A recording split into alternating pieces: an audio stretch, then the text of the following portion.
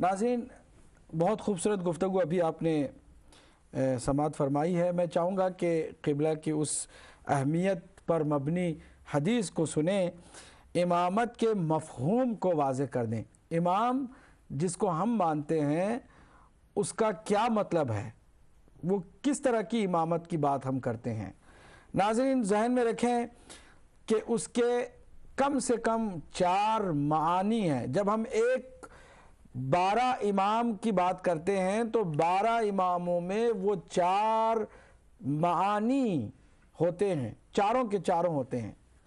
اور اس طرح ہم امامت کے مفہوم کو واضح کر رہے ہیں تاکہ آپ کبھی بھی نہ بھولیں، کیونکہ شاید کہیں آپ کو ایک ساتھ میں ان معانی کا علم نہیں دیا گیا ہے۔ ہدایت ٹی وی کو یہ اعزاز حاصل ہے کہ جو بات کہیں اور سے آپ کو نہیں ملتی ہے وہ یہاں سے ضرور مل جاتی ہے۔ امامت جس کے ہم قائل ہیں، ناظرین محترم پوری توجہ سنیے گا۔ پہلی بات تو یہ کہ جیسا کہ قبلہ نے بھی فرمایا کہ یہ ایک ریاست عامہ ہے، ایک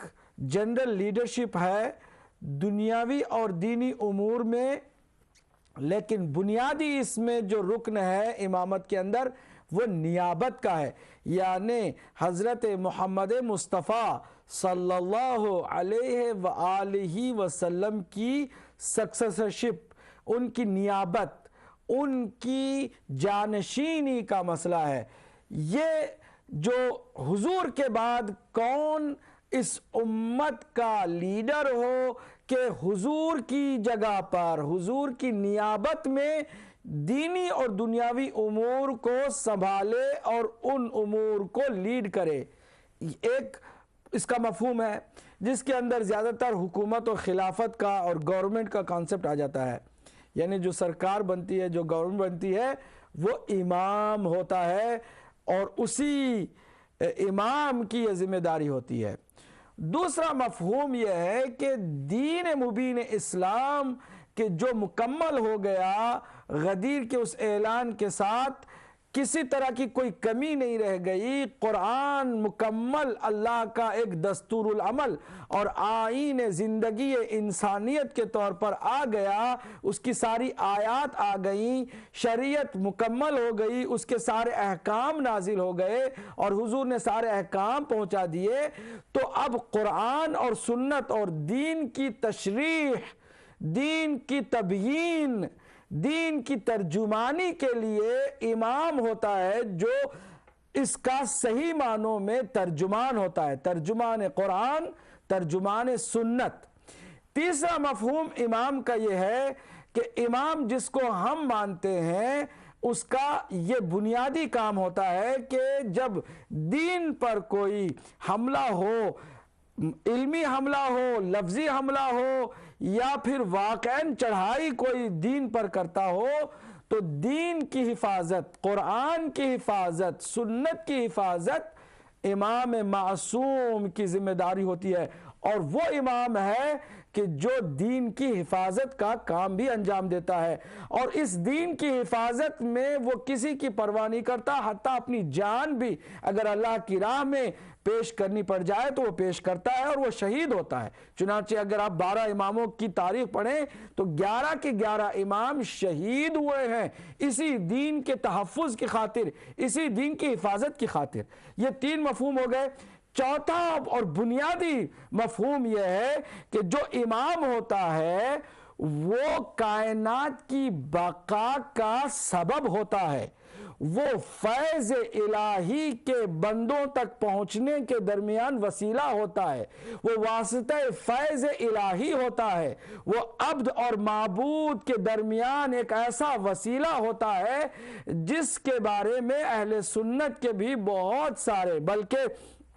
اکثریت میں جو لوگ ہیں جو آج کل بہرحال ایک نام انہوں نے دے دیا بریلویوں کا، جبکہ عرفاء اور جو صوفی حضرات ہیں، صوفیاء کرام، ان کا بھی اس معاملے میں عقیدہ ہے کہ ہر دور میں ایک انسان کامل، ایک قطب اعظم، ایک زمین پر اللہ کی نشانی اور دلیل ہو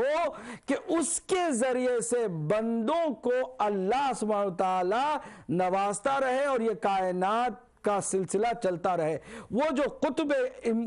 عالم امکان ہے، وہ جو درمیان میں ایک عظیم مرکزی حیثیت رکھنے والی شخصیت ہے ہر زمانے میں، وہ امام زمانے کا ہوتا ہے جو معصوم ہوتا ہے۔ تو یہ 4 مفاہیم آپ کے ذہن میں آنی چاہیے، تبھی جا کے آپ کو امامت کا صحیح مفہوم سمجھ میں آئے گا۔ پہلی بات، لیڈرشپ، جنرل لیڈرشپ دینی اور دنیاوی امور میں، جسے آپ خلافت کا بھی نام، حکومت کا بھی نام دے سکتے ہیں۔ دوسرا، امام کا کام ہے تشریح اور بیان کرنا قرآن اور سنت، تفسیر، وہ تفسیر کی جو اس امام معصوم سے ہٹ کر ہو قابل قبول نہیں ہے۔ تفسیر کے لیے بھی قرآن مجید کو آپ امام ہی کی طرف رجوع کریں گے، کیونکہ رسول اللہ نے فرمایا، اس کے بعد میں دلائل آئیں گے، وہ جو حدیث ثقلین ہے کہ میں تمہارے درمیان 2 گراں چیزیں چھوڑے جا رہا ہوں، ایک اللہ کی کتاب اور دوسرے میرے اہل بیت ہیں۔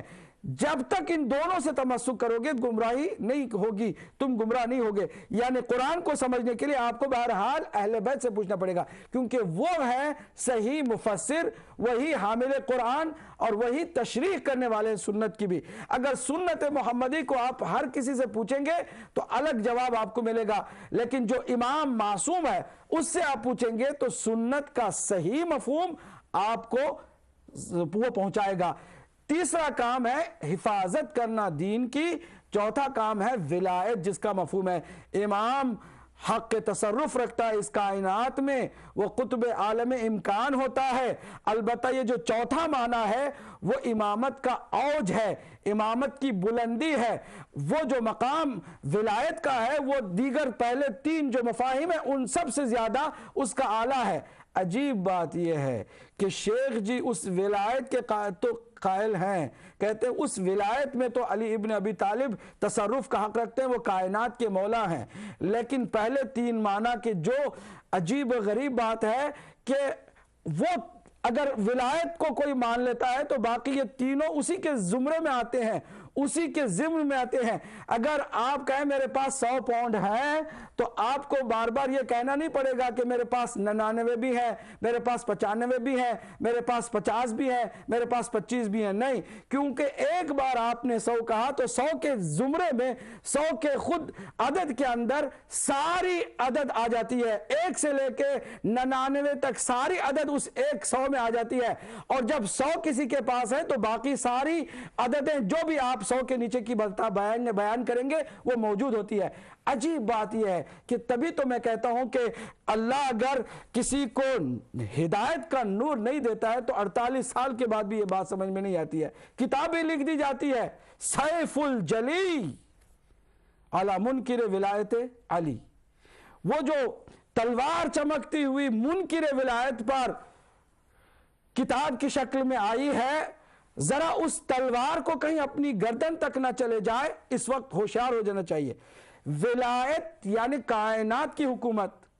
اور خلافت یعنی صرف مدینے اور جزیرۃ العرب کی حکومت۔ آپ بتائیے کہ جس کے پاس کائنات کی حکومت ہو، بھلا اس کے مقابل میں جزیرۃ العرب کی خلافت کیا معنی رکھتی ہے کہ وہ اس کے زمرے میں آ جاتی ہے۔ لہٰذا جو 4 مفاہیم ہیں، ان مفاہیم کو آپ ذہن میں رکھیں۔ جب ہم کہتے ہیں 12 امام تو وہ 4 پورے کے پورے 4 مفاہیم اس کے اندر ہوتے ہیں، یعنی وہ اپنے زمانے کا امام ہے، یعنی خلیفہ جو بھی ہے وہی ہوگا، یا پھر اس کی اجازت سے کوئی دوسرا ہوگا، کوئی اور اس کی اجازت کے بغیر ہوگا تو وہ غاصب ہوگا، کیونکہ امام اللہ کی جانب سے ہے اور بندوں نے اس کو امام نہیں بنایا۔ جیسے کسی نبی کو بندے نبی نہیں بناتے ہیں، اسی طرح امام کو بھی بندے نہیں بناتے ہیں۔ یہ ہمارا عقیدہ ہے جس کو انشاءاللہ ہم دلائل سے ثابت کریں گے۔ دوسرا مفہوم ذہن میں بٹھانے کے لیے آپ کی خدمت میں پیش کر رہا ہوں، وہ ہے تشریح۔ دین کی تشریح کا کام بھی امام کے سر ہے، امام کی ذمہ داری ہے۔